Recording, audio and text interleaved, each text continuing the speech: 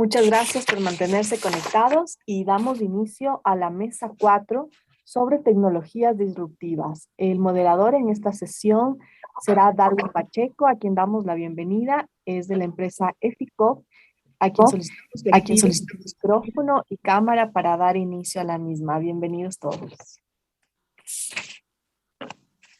Hola, buenas tardes, buenas noches para algunos panelistas. Muchas gracias, Gabriela, muchas gracias a todos y nuevamente por esta oportunidad de colaborar con OLADE y el BID. Es realmente un honor para nosotros de poder colaborar en este panel. Bueno, realmente este es un panel del cual ya los participantes se van a dar cuenta, pero tenemos unos panelistas de lujo, la verdad que muy motivados por ser parte de este encuentro con personajes de los perfiles que vamos a tener el placer de escucharlos. Muchísimas gracias y bueno, voy a iniciar con una introducción acerca del tema que vamos a tratar ahora mismo. Es sobre tecnologías disruptivas y la intención de este panel pues es contar con el valioso aporte y visión de futuro que tienen nuestros panelistas en torno a la temática que vamos a proponer. Bueno, sin más la introducción, indicamos que los últimos informes climáticos a nivel mundial reflejan la urgencia de actuar en la limitación de emisiones de CO2 para mantener al planeta dentro de las metas establecidas en los ámbitos del panel intergubernamental de cambio climático, a través de acciones comprometidas en los acuerdos de París. Perdón. Los científicos alertan de esta necesidad de acelerar la descarbonización. Los efectos del calentamiento global son apreciables y sus consecuencias serán peores si no se actúa con celeridad. El secretario general de las Naciones Unidas, en el informe publicado sobre el cambio climático en agosto del 2021, resaltó: la temperatura mundial fue 1,09 grados centígrados más alta entre 2011 a 2020 que entre todo el periodo de 2850 a 1900. Los últimos 5 años fueron los más calurosos registrados desde 1850. La tasa reciente de aumento del nivel del mar casi se ha triplicado en comparación del periodo 1901 a 1971. La influencia humana es muy probablemente, es decir, con un 90% de aserticidad, de que es el principal impulsor del retroceso global en los glaciares desde la década de 1990 y la disminución del hielo marino en el Ártico. Es prácticamente seguro que las temperaturas extremas, incluidas las olas de calor, se han vuelto más frecuentes e intensas desde la década de 1950, mientras que los eventos fríos se han vuelto menos frecuentes y menos severos. El sector energético debe actuar en consecuencia. Siendo uno de los principales emisores de gases de efecto invernadero, existen iniciativas a nivel mundial, tecnologías premaduras en desarrollo y ya con grandes despliegues. Esta mesa tiene el objetivo de imaginar un futuro tecnológico a corto, mediano y largo plazos, en consonancia con las líneas de investigación en marcha que se avisoran, entre otras, tecnología nuclear de cuarta generación, fusión nuclear, nuevas tecnologías en almacenamiento, Power-to-X, inteligencia artificial en los sistemas energéticos, entre otros. No obstante, la realidad energética y socioeconómica de cada región del planeta determina de manera diferente tanto las oportunidades como las barreras a la innovación tecnológica orientada a la mitigación del cambio climático, aspecto que es muy importante considerar en el momento de evaluar metas, plazos, implementación e impacto esperado de este tipo de tecnologías. Para tratar justamente sobre lo que promueve este panel, el imaginar cómo podríamos aportar o cómo se avisora a corto, mediano y largo plazo las tecnologías para la mitigación del cambio climático, pues contamos con nuestro equipo de panelistas, de los cuales voy a proceder a presentarlos en este momento. Tenemos como primer panelista la señora Bárbara O'Neill, es Grid Integration Manager de NRER. La señora Bárbara O'Neill es la directora de integración de la Red de Laboratorio Nacional de Energías Renovables del Departamento de Energía de Estados Unidos y representante del consorcio global Power Sector Transformation. El señor O'Neill dirige proyectos y se compromete con las partes interesadas para proporcionar información sobre prácticas, políticas, reglamentos y tecnologías de integración de las energías renovables, Ha trabajado en Túnez, Bangladesh, Pakistán, Indonesia, Marruecos, Chad, Kazajstán, Guyana, Vietnam, México, Perú, Mongolia, China y Colombia. Anteriormente trabajó en EDF, Renewable Energy y Exal Energy. La señora O'Neill es licenciada en Ingeniería Eléctrica por el Pratt Institute y tiene títulos de posgrado de la Universidad de Pensilvania y en el Instituto Francés de Petróleo. Contamos también con la presencia de Henri Payig, quien es el jefe de sección de planificación de estudios económicos del Organismo Internacional de Energía Atómica. El doctor Henri tiene más de 25 años de experiencia en el sector de la energía nuclear y actualmente trabaja como jefe de la sección de planificación y estudios económicos del Organismo Internacional de Energía Atómica, al que se incorporó desde febrero del año 2020. Entre las publicaciones recientes realizadas se encuentra Climate Change and Nuclear Power, Energy, Electricity and Nuclear Power Estimate for the Period to 2050, edición del presente año, y otras publicaciones. Antes de incorporarse a la OIEA, Henry trabajó en la Agencia de Energía Nuclear de la OCDE en París entre 2011 y 2019 como analista principal y jefe adjunto de la División de Desarrollo y Economía de la Tecnología Nuclear. También fue el jefe de Secretaría Técnica de dos iniciativas internacionales, el Foro Internacional de la Cuarta Generación y el Marco Internacional de Cooperación en Energía Nuclear antes de ocupar estos puestos. Trabajó como director de programas de investigación y desarrollo en la empresa Alstom. Y también trabajó en la Comisión Francesa de Energías Alternativas y Energía Atómica en varios puestos, incluida la directora de programas europeos en la División de Energía Nuclear de la CEA. Contamos también con la presencia de Ignacio Cruz. Ignacio es investigador de Ingeniería de Sistemas en el Centro de Investigaciones Energéticas, Medioambientales y Tecnológicas de CIMAD desde hace más de 30 años y desde el 2005 es el jefe de la Unidad de Energía Eólica en CIEMAT. Desde el año 2005 representa a España en el Grupo de Energía Eólica de la Agencia Internacional de la Energía, siendo en la actualidad uno de los vicepresidentes de esta agencia y es además miembro del Programa de Conjunto de Energía Eólica de Alianza Europea para la Investigación de Energía Energía ERA desde el 2008. Dispone una amplia experiencia en el desarrollo de sistemas renovables con energía eólica combinada con otras fuentes y con distintos sistemas de almacenamiento de energía. Ignacio también es asesor del Grupo Español del Comité Directivo del Plan Estratégico Europeo de Energías Bajas en Carbono desde el año 2010. Bueno, también Ignacio colabora desde el año 2007 con el Comité Electrotécnico Internacional IEC y es vocal del Comité Nacional de Normalización de Aerogeneradores, además miembro del Grupo Gestor de la Red Científico-Tecnológica Española en Energía Eólica Reoltec. Contamos también con la presencia de Sergi Brillet, quien es presidente de Global Energy Association. Sergi Brillet es presidente de la Asociación Mundial de la Energía, director del canal de televisión Russia 1 para proyectos informativos de ad hoc. Es doctor en historia, es cofundador y presidente del Instituto Bering-Bellingshausen para Américas. Es miembro de la Junta Directiva del Consejo de Política Exterior de la Defensa, es la ONG más antigua de Rusia. Es ponente del Consejo Mundial de la Energía en Londres. Es graduado del Instituto Estatal de Relaciones Internacionales de Moscú, del Ministerio de Asuntos del Exterior ruso y también se graduó en el Instituto de Lenguas Extranjeras de Uruguay. Y tenemos la presencia también de Doug Gillet, quien es director de tecnología e innovación en IRENA. Doug es director de tecnología e innovación en la Agencia Internacional de Energías Renovables desde el año 2011. Anteriormente trabajó para la ONU y la Agencia Internacional de Energía.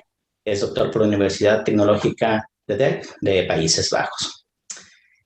Damos la cordial bienvenida a todos nuestros sets de panelistas y como pueden ver tenemos pues un set muy nutrido, realmente de lujo y pues agradecemos por su presencia y quisiéramos empezar este conversatorio proponiendo algunas consultas y que las vayamos discutiendo o comentando en el transcurso de las mismas. Como primera consulta o como primer planteamiento que se ha realizado es, ¿cómo ven ustedes el desarrollo del futuro energético en el mundo a nivel global? ¿Qué tecnologías creen que estarán a disposición a corto y mediano plazos? No sé si alguien quisiera iniciar o sugerimos a alguien que inicie. Bueno, vamos por la sugerencia. Doctora Bárbara O'Neill, ¿nos puede colaborar con la primera intervención y luego pues con el aporte del resto de invitados? Certainly, thank you so much for the opportunity. Muchas gracias por la oportunidad. En lo que refiere a las tecnologías disponibles en el corto y mediano plazo, creo que todos sabemos que la energía solar y la eólica han bajado en sus precios. En particular, estamos viendo la posibilidad de realmente bajar los costos de producción para potencialmente poder hacer un proceso de producción que nos permita utilizar la fotovoltaica con materiales que ya tenemos disponibles.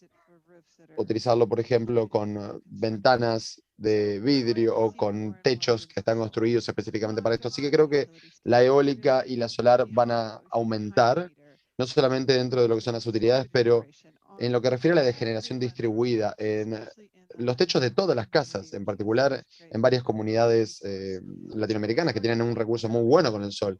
Así que creo que a corto y mediano plazo vamos a ver un poco más de eso, pero también, por supuesto, necesitamos ciertos cambios. Empezamos a ver también los precios de las baterías que están bajando.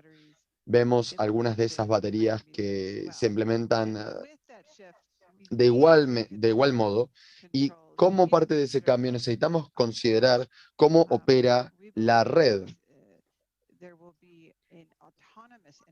Creemos que va a haber una cierta autonomía en las diferentes bases, en la frecuencia, en el voltaje, y van a responder de forma autónoma y no necesitar considerar la comunicación en la arquitectura más tradicional de una red más tradicional.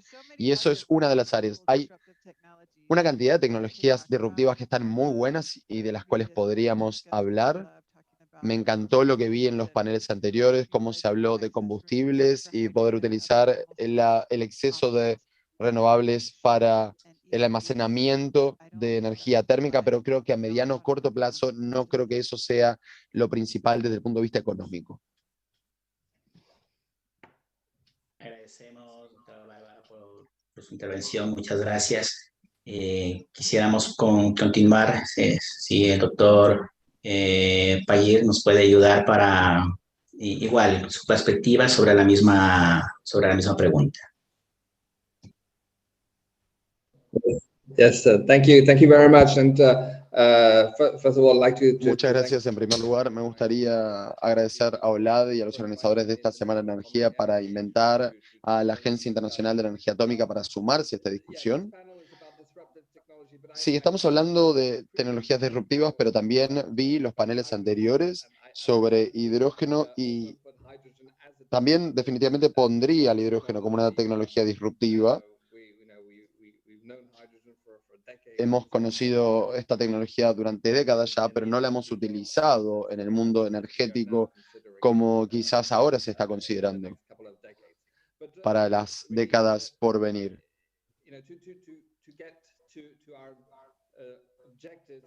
Para poder llegar a nuestros objetivos de un sistema energético descarbonizado y neto cero, creo que necesitamos todas las tecnologías. No podemos permitirnos excluir cualquier tecnología que pudiera llegar a ayudar a contribuir a llegar a esos objetivos de neto cero. Entonces, en la Agencia Internacional de Energía Atómica estamos considerando en particular el rol de la energía nuclear, por supuesto, y hemos realizado proyecciones a mediados de siglo y vemos en los puntos más altos una duplicación de la generación de energía nuclear para las próximas 3 décadas, una duplicación de la capacidad del mismo modo, Y esto está muy alineado con los escenarios de neto cero de la Agencia Internacional de la Energía, la IEA, que ve una duplicación justamente de la energía nuclear para los próximos 30 años. En lo que refiere a mediano y corto plazo, vamos a necesitar de todas las energías disponibles, ya sea eólica o solar, pero también de la energía nuclear, o quizás las plantas más grandes nucleares, si bien decimos que trabajamos también con pequeños reactores modulares. En paralelo, el hidrógeno es fundamental. Creo que lo que se habló anteriormente sé que se hablaba del hidrógeno verde, y para nosotros no importa realmente el color del hidrógeno, sino el contenido de carbón. Si estamos produciendo hidrógeno con energía eléctrica que viene de bajos niveles de carbono, eso también sirve. Entonces, quizás esa sería mi respuesta en lo que refiere al corto y mediano plazo. Y en el medio y largo plazo, y ahora estamos hablando quizás de 2050, me gustaría recordar lo que el doctor Fatih Birol y la Agencia Internacional de Energía dijo, que es para llegar a este neto cero necesitamos aproximadamente una reducción de la mitad de las emisiones que puede que lleguen de tecnologías que existen a gran escala, pero no se comercialicen en el mercado aún. Entonces, esto es un gran incentivo para la innovación y poder acelerar la demostración de que estas tecnologías funcionan para que puedan tener una penetración de mercado dentro de quizás la próxima década o década y media. Y en las tecnologías nucleares, sabemos que tenemos que avanzar con los reactores modulares y en la generación de los reactores. Creo que en el futuro no van a tener una contribución tan alta para el 2050, pero también tenemos que darnos cuenta de que no es solamente llegar al 2050, o sea, ese es un objetivo muy grande que tenemos, obviamente, porque nosotros queremos mantener la temperatura mundial sin que suba, pero lo que necesitamos es tener energía baja en carbón por décadas y cientos de años después del 2050. Así que tenemos que empezar a ver todas estas tecnologías para que nos brinden ese futuro sostenible de energía verde. Gracias. Muchas gracias, doctor Payet. Realmente ha sido coincidente en todos los foros que se han dado en el día. No es una sola la tecnología que nos ayudará a obtener los objetivos que se necesitan o que se están luchando por tenerlos al 2050. En ese sentido, pues, mi intervención de la doctora Bárbara y el doctor Payet nos indican justamente que el compendio o la mezcla de muchas estrategias e inclusive tecnologías, pues son quienes a la suma aportarán para obtener esa descarbonización que esperamos. Me gustaría dar paso al doctor Ignacio Cruz, que nos pueda también compartir su opinión y sigamos avanzando en la mesa. Muchas gracias. Doctor Ignacio, muchas gracias. Muchas gracias, Darwin. Quiero agradecer también a Olade y a Pete la oportunidad que nos da de comentar desde CIEMAT, desde España, nuestra postura, nuestra visión de estas preguntas tan interesantes. Y bueno, en primer lugar, pues se ha comentado ya a corto, medio plazo cuál es el futuro y compartimos totalmente las ideas que se han propuesto en esta mesa por ahora. Decir que las energías renovables, variables, tienen unas características que hacen que necesiten un cierto respaldo que normalmente ahora lo está haciendo pues, los sistemas o hidráulicos o basados en ciclo combinado de gas o en fuentes no descarbonizadas en algunos casos. Y poco a poco, si queremos conseguir los objetivos que nos estamos imponiendo, pues que no nos queda más remedio, vamos a tener que desarrollar ese respaldo también con energías verdes. Se ha hablado aquí ya de las baterías. Hay ahí una muchas tecnologías que están emergiendo y que, bueno, tienen que desarrollarse, y algunas muy disruptivas, otras más convencionales, otras ya bajando precios, como se ha comentado. También con ciertos problemas, limitaciones de materias primas, por distintas razones, con lo cual hace que haya que también, aparte del mix de generación que se ha comentado aquí, haya que hacer también un mix de respaldo, de sistemas de gestión o de flexibilización de la gestión de la energía. Se ha hablado también de la red. Es verdad que la red no genera, pero la red es vital, la red eléctrica es vital. Estamos cambiando de paradigma, de una red en la cual la energía iba de forma unidireccional desde la gran generación a la demanda, ahora puede ir en bidireccional. Y eso supone una revolución desde el punto de vista de control, de protecciones, de gestión del sistema. También se ha hablado de que realmente hasta ahora el vector eléctrico era prácticamente el único, el más importante en la gestión de la energía, el más importante en la energía, pero ahora ya hablamos de otro vector, el vector hidrógeno, o sea que ya, y empieza ya la gestión dual de esos dos vectores, cómo transmitir entre uno y otro de forma eficaz. Y bueno, a medio plazo, evidentemente, eso no va a estar para corto plazo, pero ya se vislumbra ya el futuro en ese intercambio de energía, cuando, dada la difícil gestionabilidad o la imposible almacenamiento de energía eléctrica a través de la gestión de la red, utilizar el poder pasar esa fuente de energía a hidrógeno o algún otro combustible verde, pues está claro que es el futuro. Nos permitirá también conseguir el necesario almacenamiento estacional a mayor plazo que las 2, 3, 4 horas que estamos ahora hablando en los sistemas de apoyo a renovables, y será necesario desarrollarlo. A más largo plazo se ha hablado aquí se ha hablado de nuclear. Evidentemente, nuclear es una fuente descarbonizada, está ahí. No sabemos si será a través de los sistemas modulares, que ya se hablan, en ciertos países están ya empezando a desarrollar, a hacer planes de despliegue.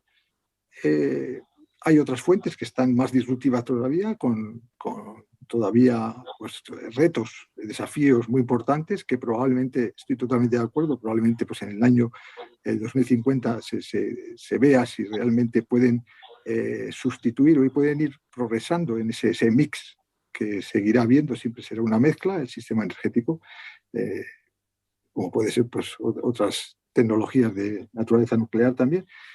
Y bueno, esa es un poco la visión, un poco en general del progreso que vemos desde CIEMAT. Muchas gracias.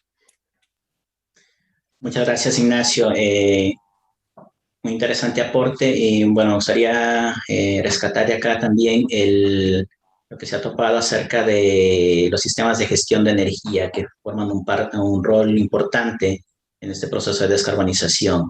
Porque si bien no es únicamente el que tengamos la fuente de energía más limpia, sino es cómo la usamos. Muchas veces eso pues es algo que todavía no nos es fácil entender en ciertos sectores o en ciertos lugares del planeta, en el cual consideramos únicamente que si la energía es limpia, pues el usarla eficiente o no eficientemente esa energía, pues no tiene una incidencia. Y realmente pues va más allá. Se estima que los ahorros que pueden generar únicamente el tener un sistema de gestión de energía eficiente dentro de la industria, pues al menos en nuestros países podrían otorgar ahorros que van desde el 5 hasta el 25% de ahorro de energía, únicamente con acciones que inclusive no requieren inversiones importantes.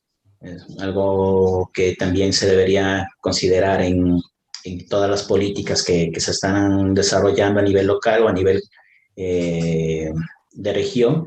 Y bueno, eso sí, hemos visto ya en algunos países de la región, pues que se han generado leyes de eficiencia energética o leyes que justamente promueven a no solamente que la fuente de energía sea limpia, sino que el uso de esta energía sea eficiente.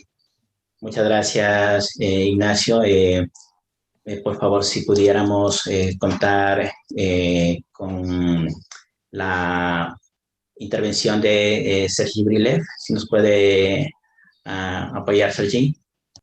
Sí, muchas gracias, Darwin. Yo represento acá, obviamente, la asociación Global Energy, que otorga el premio anual Global Energy de $500,000. El premio se anunció, la creación del premio se anunció durante la cumbre entre Rusia y la Unión Europea hace 20 años, y el premio lo hemos otorgado a 45 investigadores de 15 países en estos últimos 20 años. Yo, para responder a la pregunta, quiero mencionar a algunos de los ganadores de estos últimos 2 años, que básicamente describe lo que estamos discutiendo acá. El año pasado, por ejemplo, tuvimos entre los ganadores a Nicolaos Hotrescu de Grecia, quien fue otorgado el premio, lo cito en inglés, for his contribution to the stability of power grid systems. Por su contribución en el uso de inteligencia artificial para las energías verdes. Sus avances en la energía convencional, la energía no convencional y nuevas aplicaciones. Así que lo que estoy mencionando ahora se refiere a las 3 nominaciones. Pei-Dong Yang de Estados Unidos, el chino, recibió el premio el año pasado for pioneering invention of nanoparticle-based solar. Por una invención de nanopartículas para fotosíntesis artificial. Senador italiano, el ganador del premio Nobel hace 20 años, recibió el premio el año pasado por la energía nuclear. Y este año también tuvimos a un par de ganadores por la fotosíntesis, pero también por el carbón-carbón, el clásico. Y yo en este sentido represento tanto el premio internacional como también mi país, Rusia, donde yo crecí. Un país que está pero súper interesado en el tema del cambio climático, porque un 60% del territorio nacional se representa por lo que se llama permafrost, permahielo, el suelo, como quien diga. Entonces el calentamiento global nos afecta muy seriamente.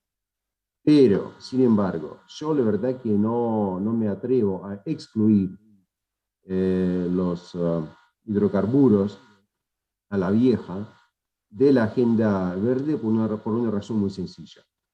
Por ejemplo, ya que estamos hablando del hidrógeno verde, el hidrógeno verde, una tonelada del hidrógeno verde ahora te cuesta 3.5 a 6 veces más en comparación con el hidrógeno azul, que se produce a base del gas natural.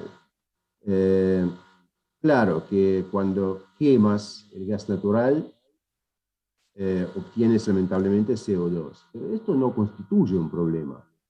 El premio nuestro se otorga por un comité internacional donde tienes tan solo 5 rusos y 15 gurús internacionales, incluyendo a los ganadores del premio Nobel. Entre ellos está el inglés Rodney Allen, ganador del premio Nobel, quien hace varios años ya lanzó la idea de la captura de CO2.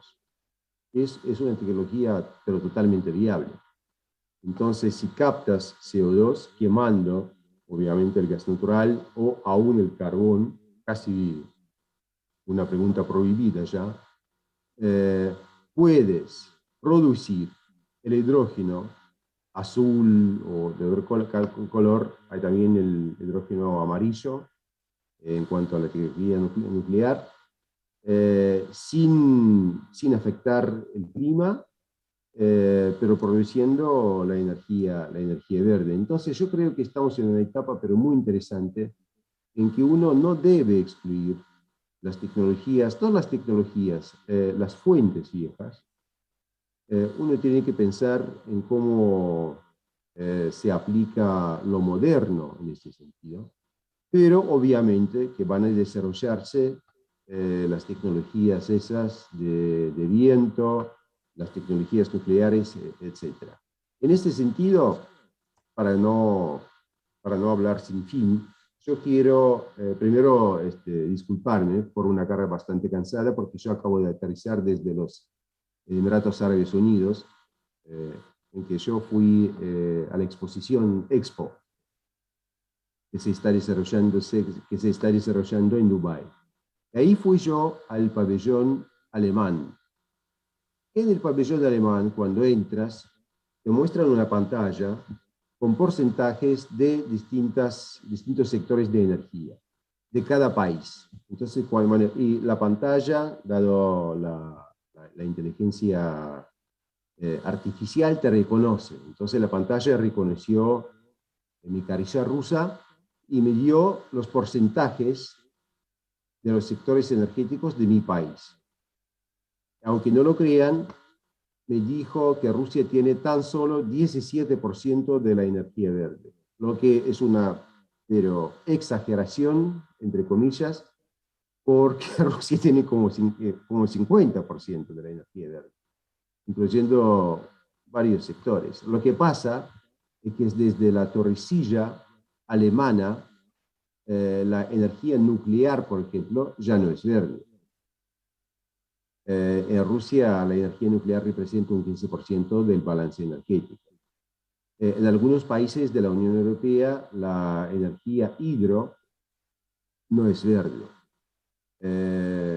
Entonces, bueno, superficialmente hablando, hay muchísimos países en este planeta que desde la torrecilla alemana no son verdes. Una cifra muy, pero muy curiosa. En el balance energético alemán, un 20% del balance energético se representa por el carbón. Está creciendo la cifra dada la coyuntura de los últimos meses y la última semana. En Rusia, por ejemplo, el carbón representa tan solo 16% del balance energético. Pero más allá de esto, si lo ponemos fuera de paréntesis, creo que sí, estamos hablando de más y más aplicaciones, más y más tecnologías nuevas y más aplicaciones que nos permiten a desarrollar algunas cosas que están fuera de la moda, pero que dada la tecnología de la captura de CO2 pueden aplicarse en estas nuevas realidades. Estoy totalmente dispuesto a desarrollar cualquier punto que se haya mencionado, pero quise yo subrayar ahora la importancia de esos otros ángulos también. Muchas gracias, Sergi. Muchas gracias por la intervención. Vamos a dar paso a Doc Chile para que nos aporte también con su punto de vista. Doc, por favor. Muchas gracias. Yeah, thank you very much, Darwin. Y muchas gracias, Darwin. Creo que puedo seguir hablando un poco sobre lo que dijeron los participantes previos, en especial sobre lo que dijeron Bárbara e Ignacio, que hablaron sobre la energía eólica y solar como las formas más baratas de electricidad que tenemos disponibles al día de hoy, que están también propulsando un crecimiento de las matrices energéticas. Y esto sigue en alza por las innovaciones tecnológicas que tenemos, pero hemos hablado sobre el lado de del suministro, pero me gustaría hablar un poco de la demanda. Y el cambio es existente y creo que está muy impulsado por lo que está pasando desde el lado de la demanda. Los costos de la energía renovable siguen cayendo, cada vez es más asequible y eso abre la perspectiva de usar electricidad más limpia del lado del usuario. Entonces estamos viendo eso, por ejemplo, en la electromovilidad, pero también vemos eso en el hidrógeno verde y en los derivados del hidrógeno verde, como el amoníaco verde, y también en aplicaciones como la aviación. Así que están pasando muchas cosas en estas áreas y se está creciendo muy rápidamente. Pero me gustaría enfocarme particularmente sobre lo que está pasando con la electromovilidad. El cambio aquí está siendo fomentado más que nada por la reducción rápida del costo de las baterías.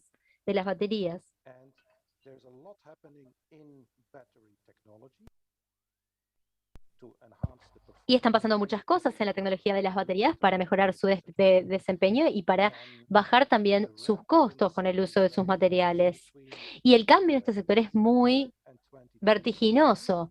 Entre este año y el 2025 La capacidad de fabricación de baterías va a incrementar por 5 veces. Vamos a tener un despliegue masivo de fabricación de baterías a lo largo de todo el mundo. Y eso va a propulsar la decarbonización de los vehículos privados y también de carga. Y ese es un desarrollo muy positivo. Pero para que esto pueda suceder, necesitamos muchísimos materiales que previamente no habíamos usado. Y eso es algo que estuvimos viendo en más detalle junto con una fundación, y uno de los materiales que necesitamos es el litio. El litio y la producción de litio entre el 2020 y el 2030 tiene que aumentar 5 veces también. ¿Y dónde encontramos ese litio? Y mucho litio. Bueno, lo encontramos en Sudamérica, en Chile, en Argentina, en Bolivia. Entonces, la producción de estas áreas tiene que incrementar considerablemente, pero también tenemos que aumentar la minería, por ejemplo, en Brasil. Entonces, ese es uno de los metales que necesitamos, pero también necesitamos mucho más cobre de vuelta, algo en lo que la región tiene muchos recursos. Y también hay otros materiales críticos que también ofrecen oportunidades interesantes. Y por supuesto que tenemos que asegurarnos de que la minería se haga de forma sostenible, que genere un entorno regulatorio local, que sea un sistema aceptable para el medio ambiente. Así que aquí tenemos una oportunidad clara e idealmente también tendremos que asegurarnos de que la minería sea verde, que se haga obviamente utilizando energía renovable y verde. Así que vemos innovaciones muy interesantes en el área. Me gustaría agregar algo muy importante. El litio, de hecho, se usa en Afganistán y se encuentra en Afganistán. Creo que es curioso pensar en eso.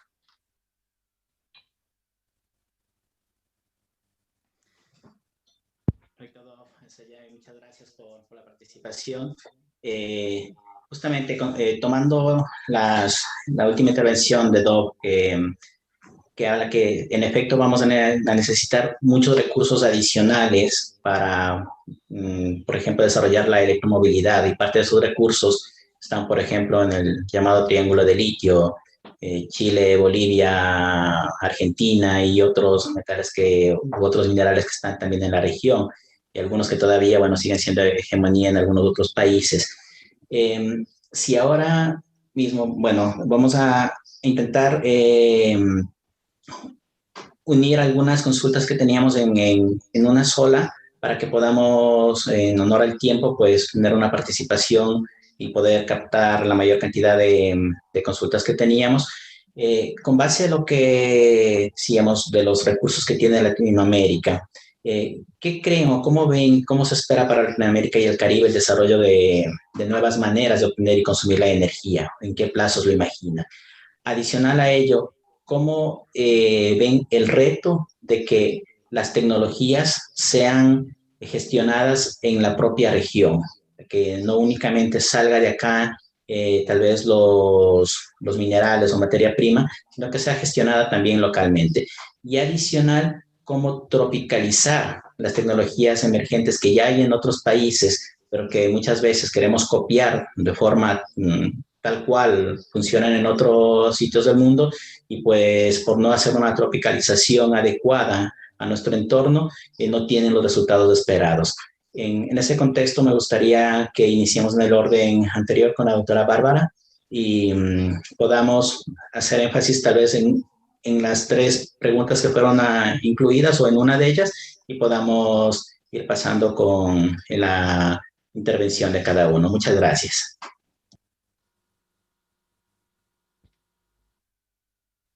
Thank you. I'm going to. Gracias.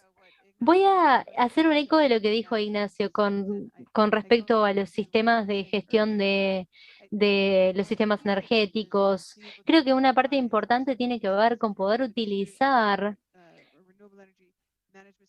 el sistema de gestión de energía renovable para mejorar los algoritmos de control y aprovechar la capacidad de analítica de datos que tenemos ahora para poder crear los canales de comunicación más eficientes e incentivar el uso de energías limpias a lo largo de todo el sistema. Yo creo que la manera de hacer eso, obviamente, es trabajar sobre las currículas de las universidades en América Latina, asegurarnos de tener excelentes programas, que van a tener profesionales graduados que entienden cómo utilizar la inteligencia artificial y cómo utilizar toda la tecnología distribuida que sea limpia y que permitan que la red sea fiable y financieramente sostenible. Eso es lo que yo tengo como consejo a nivel de mediano plazo. Si uno quiere pensar a nivel de tecnologías disruptivas a largo plazo, bueno, eso ya es otro cuento, pero me parece que tenemos de alguna manera que ser realistas sobre lo que podemos lograr de manera económica y asequible con poco tiempo, incluso para el hidrógeno. Yo pienso que la movilidad electrónica va a llegar, pero es cómo gestionamos esa flota de vehículos y cómo creamos la capacidad para que esos vehículos puedan ser utilizados. Y en lo que tiene que ver con la minería y los recursos disponibles en estos países, tenemos que tener en cuenta también que hay una necesidad de recapacitación sobre cómo, por ejemplo, hacer las perforaciones y obviamente tenemos que hacer este proceso de manera sostenible, tenemos que generar ganancias para la comunidad, tenemos que generar una inclusión comunitaria, pero también tenemos que obviamente reentrenar todos estos elementos que tenemos. Me parece que es fantástico que Sudamérica tenga tantos recursos locales, porque hay otras partes del mundo donde no es realista, obviamente, hacer minería de litio en Afganistán o en China, por ejemplo. Es muy difícil de hacerlo y tener la seguridad de que uno va a tener el suministro de ese material, pero obviamente es un desafío e implica un proceso de reentrenamiento, aunque Sudamérica sí está en una buena posición para tomar ventaja de esto. Muchas gracias, doctora Bárbara, muy amable por su intervención. Por favor, si Henry Payev puede aportar también con tu punto de vista, Henry. Yes. Okay, thank you. Sí, muchas gracias. Primero, creo que tenemos que llegar al acuerdo de que no hay una solución única para todos los países. Algunos países tienen muchos recursos naturales, tienen acceso a energía hidráulica, otros no. Y creo que lo primero es que los países tienen que pensar en su futuro energético, planificar cuál es la mejor trayectoria para llegar a un futuro totalmente descarbonizado. Y la Agencia de Energía Atómica Internacional está ayudando a muchos países para planificar sus matrices energéticas y nosotros también estamos colaborando con IRENA también para poder brindar herramientas para llegar a ser descarbonizados. Pero los investigadores, los formadores de políticas públicas, los expertos, tienen que empezar a pensar cuáles son las opciones para sus propios países y para eso tienen que entrenarse. Y en lo que tiene que ver con la energía nuclear en la región, hay una cantidad limitada de países en América Latina y el Caribe que utilizan energía nuclear como ser Brasil, Argentina y México. Y recientemente, en la conferencia COP26 que tuvimos hace 2 semanas, Brasil declaró que van a estar aumentando su capacidad nuclear en unos 10 gigawatts en los próximos 10 años, y Argentina también ha estado buscando expandir su capacidad de generación nuclear, pero también hay otros países que están mirando esta tecnología no solamente para energía, sino para aplicaciones de medicina, de ciencia y agricultura. Y como ustedes saben, cuando se embarcan en un programa nuclear, esto implica un compromiso duradero y largo por parte de los países a la hora de desarrollar las capacidades científicas, las habilidades técnicas. Y hay un primer paso que tenemos que tener en cuenta, eso como opción para el futuro, obviamente. Y como yo decía, la Agencia de Energía Atómica Internacional está disponible para asistir a los países con la transferencia de la tecnología y del conocimiento para que puedan evaluar las distintas opciones que tienen disponibles para su futuro energético de la mejor forma. Gracias. Muchas gracias, Henry.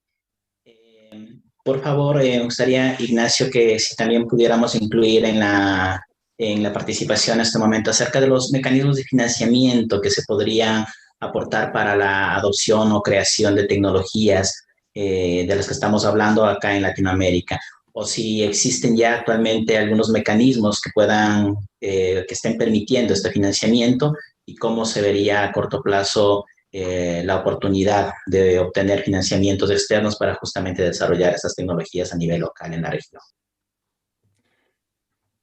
Pues bueno, gracias. En primer lugar, decir que estoy totalmente de acuerdo en que hay que mejorar la capacitación. Hay mucho que hacer, muchas tareas que hacer. Está claro que no es solo una cuestión de energía, es una cuestión de un mix complejo, un sistema de multivariable en el cual la digitalización es vital, hay que capacitar. Se ha hablado aquí de ahorro, se ha hablado de gestión de la demanda, que también en el fondo son fuentes. Hace falta sistemas que permitan en todo momento saber dónde estamos y cuál es la proporción de energía que obtenemos de cada fuente, con lo cual el sistema sea seguro, garantía de suministro, con lo cual hace falta capacitar, hace falta transferencia de tecnología, hace falta en definitiva cooperación tecnológica, que es un punto importante. Se ha hablado también de tropicalizar los equipamientos. Sí, eso es un reto, por un desafío, pero una oportunidad importante, puesto que el desarrollar un tejido de personas capacitadas, laboratorios, capacidad de certificación, avanzar en ver las modificaciones que hay que realizar en los determinados componentes de los sistemas para que funcionen de forma correcta, puede luego utilizarse, puede extenderse a muchas regiones del mundo que tienen condiciones medioambientales similares. Con lo cual es una oportunidad invertir en eso. Y hay que ver, pues hay que invertir en conocimiento, en investigación, en innovación, en definitiva. ¿Formas de financiarlo? Pues es verdad que a través sobre todo de programas de colaboración, programas de cooperación, los hay. Igual no son siempre, no hay nada que sea suficiente, siempre es mejorable. Programas de cooperación a nivel bilateral, programas de cooperación a nivel internacional. En el marco, distintos marcos, yo estoy muy acostumbrado dentro de la Agencia Internacional de Energía a cooperar con algunos países o dentro de la Agencia Española de Cooperación también con otros países. Hay que buscar los métodos de hacer esa transferencia, de establecer esa cooperación entre todos los países para que al final, al nivel local, se tenga esa capacidad que permita luego, pues igual, desarrollar también aceleradoras, sistemas de catálisis, de la innovación que permita desarrollar tejido empresarial local, que es lo que al final es lo importante a la hora de generar empleo, porque va a haber mucha necesidad de personal cualificado en el área energética en los próximos años. Se está viendo, ya lo es hoy, y va a más. O sea, eso sí que es una realidad palpable. Con lo cual, hay que tener, una de las barreras más importantes puede ser la falta de personal cualificado a nivel local para desarrollarlo. Muchas gracias, Ignacio. Sergi, tomando justamente la última frase que Ignacio nos indica sobre posiblemente la deficiencia de hecho que existe en el personal capacitado. Y con base a tu experiencia en las ONGs y industrias con las cuales has participado, ¿cuáles crees que son los mecanismos adecuados para la transferencia de conocimiento que permita a la comunidad a desarrollar o a implementar justamente estas tecnologías? Porque se habla mucho de que sí, tenemos que hacer inversión en transferencia de conocimiento, tenemos que invertir en planes pilotos y demás, pero probablemente como hablábamos de la tropicalización de una tecnología, ¿cómo crees que se debería adecuar o dirigir la transferencia de conocimientos al sector de América Latina y el Caribe? Te diriges a mí, ¿no? Ah, bien. Sí, Mira, yo primero debo devolvernos a la noción de lo que se llama United Nations Sustainable Development Goals, which as far as energy is concerned, speaks of it being reliable and affordable. En lo que tiene que ver con los Objetivos de Desarrollo Sostenible de las Naciones Unidas, yo estoy de acuerdo con que la energía tiene que ser asequible y sostenible. Tenemos que ser francos, en tanto que en lo que tiene que ver con la Unión Europea, mucho del entorno se sostiene con los subsidios que lamentablemente no están disponibles en América Latina. Yo creo que está en una posición prácticamente ideal, porque por lo menos en el sur del continente hace viento y hace sol. Entonces, quizás el primer experimento mundial con por ejemplo, el hidrógeno verde competitivo y sin subsidios de parte de la Unión Europea, porque obviamente el Cono Sur no es parte de la Unión Europea, puede ser que tome lugar allá. Entonces, mi esperanza en cuanto a América Latina es, más allá de lo convencional que ya hemos mencionado, es sobre esto. En este sentido, si me permites, Darwin, yo quiero mencionar el hecho triste de que de los 45 ganadores del premio Global Energy, no hay ni un solo latinoamericano. Lamentablemente los latinoamericanos no participan activamente en el proceso de postulación. Entonces yo quiero usar esa oportunidad para invitarles a los investigadores y gerentes latinoamericanos que participan en esos procesos de postularse. Estamos hablando, vale la pena repetirlo, de $500,000 anuales que tenemos en el fondo. Y creo que en este sentido yo por lo menos quisiera contar con la participación latinoamericana, más allá de inventos, de aplicaciones. La tecnología puede ser que se haya inventado más allá de las fronteras de América Latina, pero que se aplique allá. Pero volviendo a mi tesis inicial, yo creo que en América Latina podríamos ver uno de los primeros experimentos competitivos, dado el sol, dado el viento, de, por ejemplo, el hidrógeno verde producido competitivamente en comparación con las tarifas basadas sobre los subsidios en Europa. Sergi, muchas gracias por tu participación, y tomando lo que tú indicas justamente, que con tanto de sinsabores, que mejor dicho, de los ganadores de estos premios o programas, que no hay ningún proyecto o persona latinoamericana, pues te agradeceríamos si igual nos haces llegar algo de información adicional para seguro. Comienza el 1 de diciembre y ya está disponible la página en castellano en la página web de Ferio. Sí, igual vamos a conversar con OLADE para poder replicar esa invitación a través de los medios de OLADE y de la página web, para que todos estemos, o la mayor cantidad de personas pues, que estamos acá presentes en estos foros, podamos tener acceso a esa información.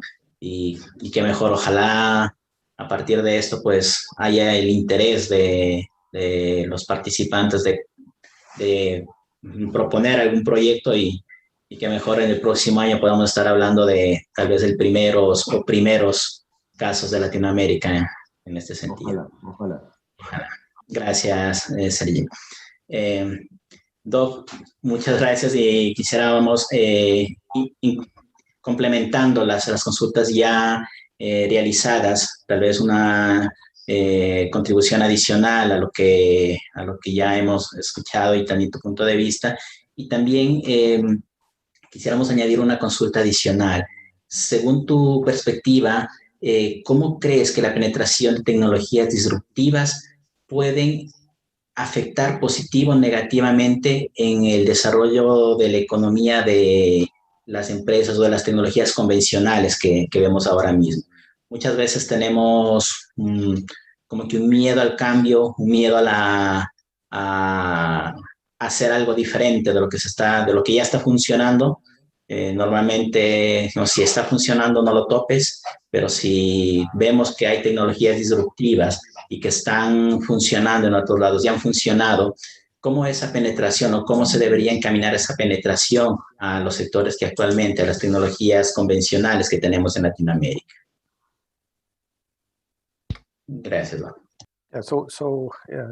First observation is, Bueno, lo primero que diría es que estoy de acuerdo con Sergey, en tanto que hay una muy buena oportunidad en la región para exportar commodities basadas en energías renovables, porque como mencioné, hay una oportunidad muy considerable para brindar los materiales críticos que necesitamos para la transición energética. Entonces, en general, yo creo que la región se va a beneficiar de la transición. Obviamente, todavía subyace la pregunta que tiene que ver con que el clima está subiendo en un clima, en 1,5 °C, y la pregunta es, ¿vamos a detener esto? Y bueno, nosotros sabemos que esto es una pregunta importante, pero también hay una pregunta económica, que es ¿qué tan rápido vamos a dejar de usar el combustible de petróleo? No tenemos una respuesta para eso, pero importa esto. En la región hemos encontrado nuevos recursos y si vamos a desarrollar todos estos recursos, obviamente vamos a tener actividades económicas nuevas, estas nuevas décadas. Entonces yo creo que los países tienen que considerar esto con mucho cuidado. Me parece que la señal que obtuvimos en el último COP26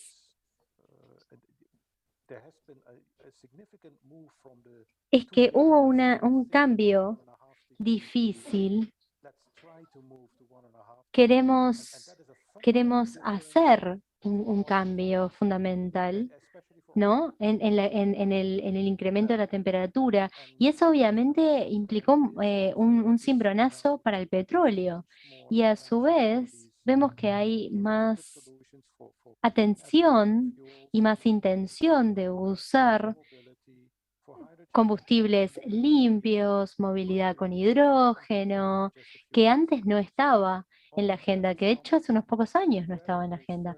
Todo eso está viniendo. El que se mueva primero va a tener la ventaja y puede generar una buena industria, así que habría que moverse en ese sentido. Muchas gracias, Doc. Muchas gracias por tu participación.